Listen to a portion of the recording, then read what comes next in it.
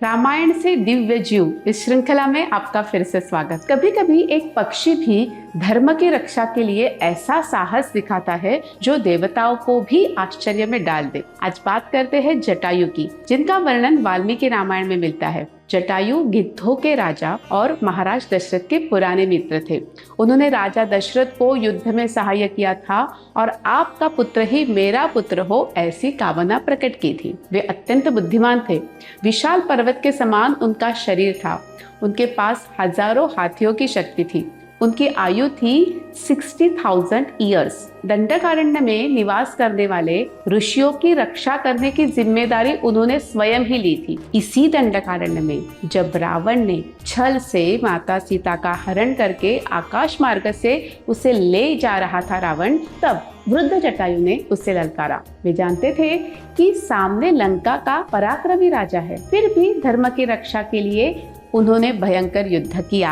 अपनी चोंच और पंजों से उन्होंने रावण के रथ को नष्ट कर दिया, घोड़ों को मार डाला, उसका अहंकार चूर चूर कर दिया। रावण, जिसे एक सर्वसामान्य पक्षी समझ रहा था, उसका वध करने के लिए रावण को भी बुद्धि का और छल का उपयोग करना पड़ा।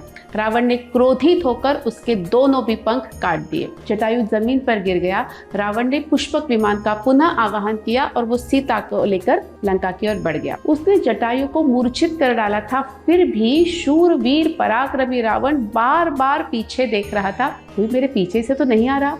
व्यर्थ अहंकार और गलत काम जब हम करते हैं तब छोटी छोटी चीजों में भी हमें भय लगने लगता है। जैसे रावण को मूर्छित पड़े एक पक्षी का भय था। घायल होकर भी जटायु ने अपने प्राण रोक के रखे, सिर्फ इसलिए कि वे श्री राम को सच्चाई बता सके।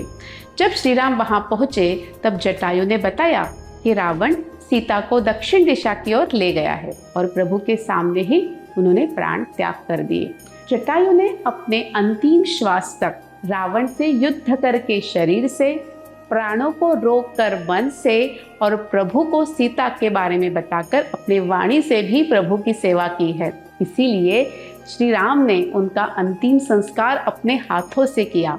महाराज दशरथ का अंतिम संस्कार वह कर नहीं पाए, परंतु दशरथ महाराज ने जटायु को दिया हुआ वचन उन्होंने पूर्ण किया। रावण वध के बाद जब अयोध्या में राज्याभिषेक हुआ था, तब आकाश में आनंद उत्साह भरा हुआ गुलाल देखकर माता सीता को जटायु के बलिदान का स्मरण हुआ। रावण ने जटायु को मारा, पर जटायु मरे राम के लिए, और यही निस्वार्थ भक्ति उन्हें अमर बना गई।